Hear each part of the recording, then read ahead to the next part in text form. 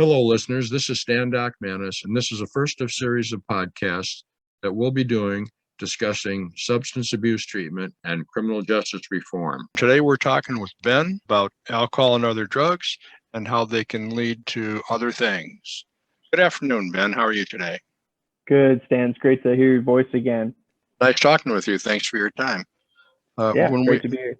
When we talked earlier, we had talked about the gateway theory or aspect of drugs like alcohol, nicotine, marijuana, and how many people deny the gateway theory. How do you feel about that?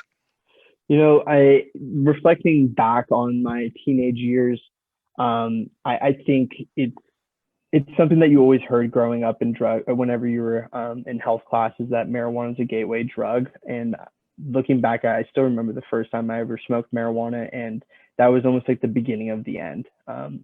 It was like almost like the domino effect, right? Because it led to other things. Because you're like, oh, it's just one time, but it's never usually the case. Ben, you just came up with a powerful expression there, beginning of the end. Can you say more about that? Yeah. To me, it's like you think of when you see a movie and somebody's going back from that moment in time all the way back to when they were a little kid and just thinking about every choice that they made and the impact that it had on where they ended up, right? Like it started with, for me, like with marijuana. I smoked my first joint, I think, when I was 15 years old, and I thought nothing of it. I actually thought it tasted gross, but then I kept doing it again and again, and then you keep chasing that same high, but sometimes you want something a little bit stronger, and that's where the gateway part comes in. It's like a bridge, right? Good point. Yeah. So you got that feeling, and then you keep chasing something you wanted a little stronger. Yep, definitely. And then it also comes down to like who the people you're hanging out with. Now it's almost like hypocritical for me to tell, like, I have younger brothers, right? Like they're in college, and I get that, like, have your fun, but it's also kind of a discipline thing too, because it's an easy thing to abuse. So I think just being aware of your consumption, right? If you ever do it at a young age, just be conscious that it doesn't. For me, it became an everyday habit. Like I wouldn't go to bed until I got high. Oh. And then, yeah, and like you felt like you needed it to get high. And your friends are doing it all the time, right? And you're young, you don't have a lot of responsibilities, you don't have rent to pay. It's kind of like I would say, the vacation years of your life until reality hits you in the face, right? Mm-hmm. Yep. This is interesting. You said it's almost hypocrisy for you to say anything because, like say to your younger brothers, but who would you want to reach with this message? I'd want to reach the kids that start out with marijuana and evolve into drugs like Xanax, kids that evolve into painkillers, kids who evolve into Percocets, kids who get into the drugs that put you in a dark place. But you're talking about leading into a dark place and how one builds on the other. It just, goes from one drug to the next. Yeah, exactly. And like it over time, I mean, it takes a while. It takes a while to build up to that point. Like when I was 15, I started out with marijuana. And then eventually, like, you're not getting the same high from marijuana. So then you move on to concentrates, right? But then eventually you have build up even a stronger tolerance. And then your friends are doing Xanax. And then harder drugs come into the mix. And it's really easy to not realize where you're going to put yourself from each decision that you make. So not being aware where you're going to put yourself, and the where is an important thing too. Like a lot of people don't realize that these problems or these situations where you could get into drug use actually exist everywhere. It's not just when you get with the wrong people. I mean, even in a grocery store, if you're talking about alcohol, for instance, that's available, and a person with the problem could be drinking right then and there on the spot. But the minute you walk out of your house, you could be the target of those professionals who are selling whatever they have to sell. How do you feel about that? It's funny because like alcohol was illegal until 1920, if I remember history class in junior year of high school. Um, and alcohol is like one thing. When I look at some of my friends' parents, it's like sometimes it's like drinking a glass of water for some people, right? And Sure. I think and like alcohol, thankfully, was never one of my poisons. Um, my poison was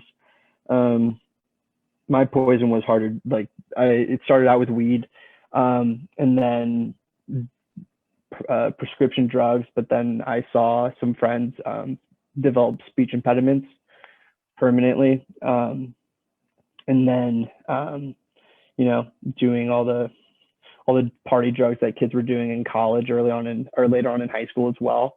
And when you can become a product of your environment, right? Like somebody told me when I was like 12 years old, show me who your friends are and I'll tell you where you'll be. Good And point.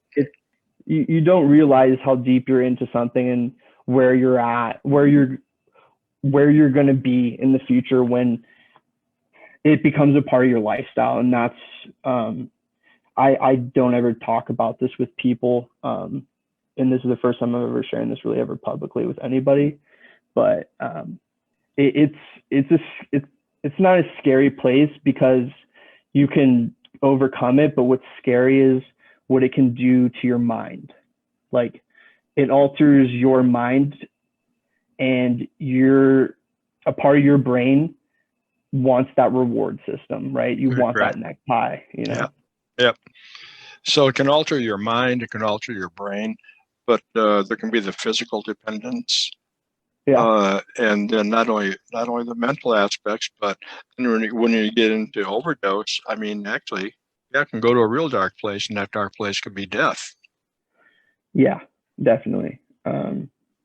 And that's yeah. I thankfully I didn't have to get to that place ever, but I did know one or two people that did get to that place, because it's unfortunate that how much access some kids had in high school to their parents' drug cabinet.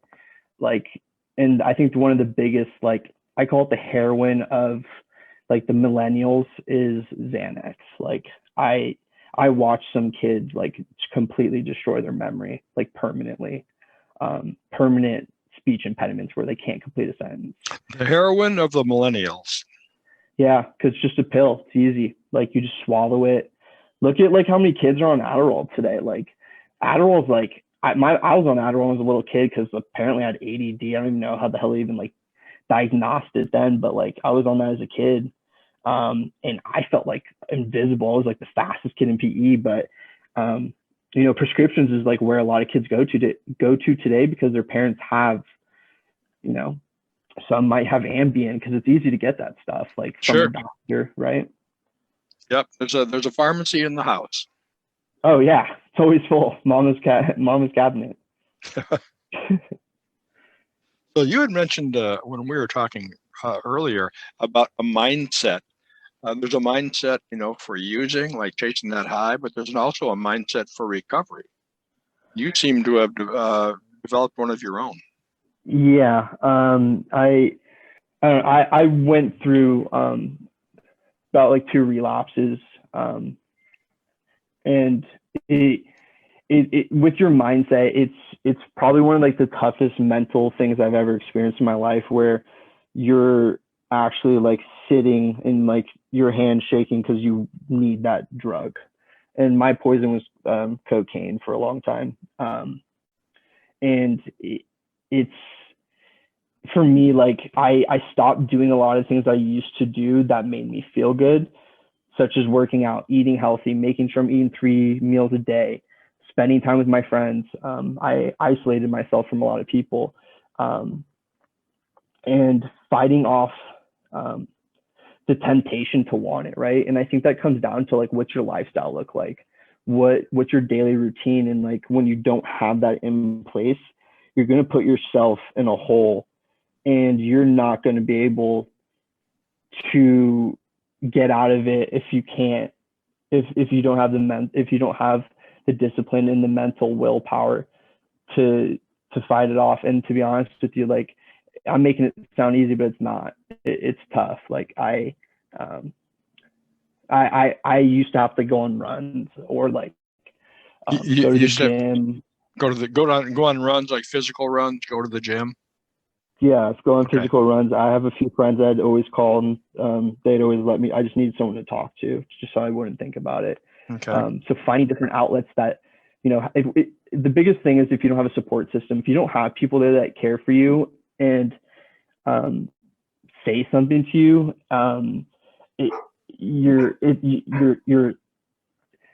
going to feel a lot. You're not going to have people behind you that show that they care for you and want to help you, right? Like until one of your friends, until all of your friends tell you, what's the word for when they all get together and they're like, we're worried about you. Intervention. Yeah. When they do that and you see one of your friends crying about you and I'm like not even worried myself, like that kind of hits different inside in your body, So then you experienced that someone had an intervention for you. Yeah, all of them did. They called me for like every day. Like they trade off schedules. Like I realized like one of them called me in the morning, one of them called me in the afternoon, one of them called me at night to make sure I was like, yeah, they all got together and like basically called me for like a few weeks every day. It's great that you had a support system like that. I never did. I had to figure all this stuff out eventually on my own. And in a lot of cases where it's too late. It's like there was so much damage already done. But it sounds like you had a great support system, and I give those people a lot of credit, and yourself too. While we're talking about this, it's the week of the Olympics. You talk about a support system and a mindset and training your mind how to fight, what's happening internally. How do you feel about what the athletes have to do vis-a-vis what people who are fighting substance abuse have to do?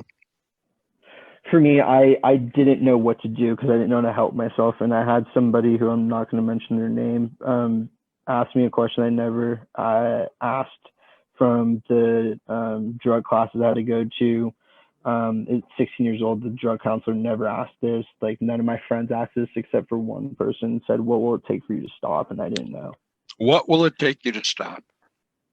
Yeah, that's like the question. That's my question. Like, that was probably the most powerful thing I've ever had somebody ever say to me, like, what's going to take for you to stop? And for anybody that is listening, my first thought was like, I didn't even know what to say. I don't know what it's going to take for me to stop. And I had to really reflect on that for a while. And I thought about my family and like my friends and, what's it going to do to them, like to see me falling down. And then God forbid, like you just don't wake up one morning because you took too many pills or whatnot, or you decided to drive home drunk or whatever it might be.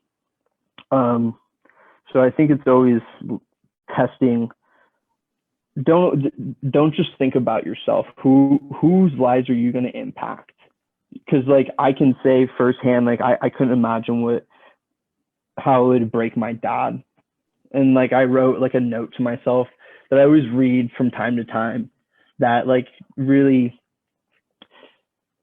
that like makes me think about my childhood growing up and all the time and energy that he's invested in me and all the love he's shown me, right? Like and for drug addicts too, it's like some people are just like their own worst enemies. It's like you're kind of just like a race car and there's no one behind the wheel. And sometimes you don't feel like you have control over it because you're hooked. And that's tough because I know what that feels like, where you're just chasing, like you're not thinking about your next decision. You just do it. And that's where that mental willpower comes. And it's not easy to like sit there when you're craving a high and then to actually think about it and fight off that temptation. That's tough. Like, because your brain's a very powerful, it's the hardware of all your thought processes and everything that you're going to do. It's the central nervous system to it's our CPU, isn't it? Yeah, we can call it that. Yeah. Yeah, this question is going to come out of the blue. I know you're not prepared for this, but you showed me that note, and I thought it was very powerful. Are you willing to share that at this point, or should we just move on to something else? No, I can share it. Dear Dad, don't blame yourself. Just remember the good times and know I love you more than anything in this world. You're the greatest gift I could ever have asked for in life. It's never goodbye. It's always a see you soon. Your son, Beth. Hey, man, thank you for that. I think when I read that, it's so powerful. It's moving right now as I listen to you say it again. It's very emotional for me. I totally get it. Uh, and that it's just a message there that you have not taken your entire life and all this for granted, that you definitely have a sense of gratitude here, and your dad's a big part of that. Yeah, no, I mean, like I was speaking to somebody actually yesterday about like all the drug addicts, like in the Tenderloin, for example, too. And like the one thing that this person brought up too was that they don't have a support system. And when you don't have a support system, that that's hard to Right. even have like the willpower to even want to change, right? Sure. Because you don't know any better. Like you didn't have anybody to guide you, and you also don't have anybody to think about who you'd hurt, right? And we don't get to choose who our parents are. We don't get to choose a lot of things in life in terms of where you're born, like your religion, all that stuff. But if you do have the privilege of having a strong support system and a good family, don't it's easy to take it for granted because that's all you know. And you especially like growing up in a bubble, where I grew up, like it's a bubble. You think it's reality, but it's really not. Because not everyone has that privilege. Not everybody has the privilege to have parents that actually give a shit about them. Right. Right. You just mentioned that you don't have a choice about who your parents are, and other things like that. But what do you think about choice when it comes to substance use disorder, or abusing drugs, hanging around with the wrong people? How does choice fit into that? I think it just starts out with each decision you make is going to lead.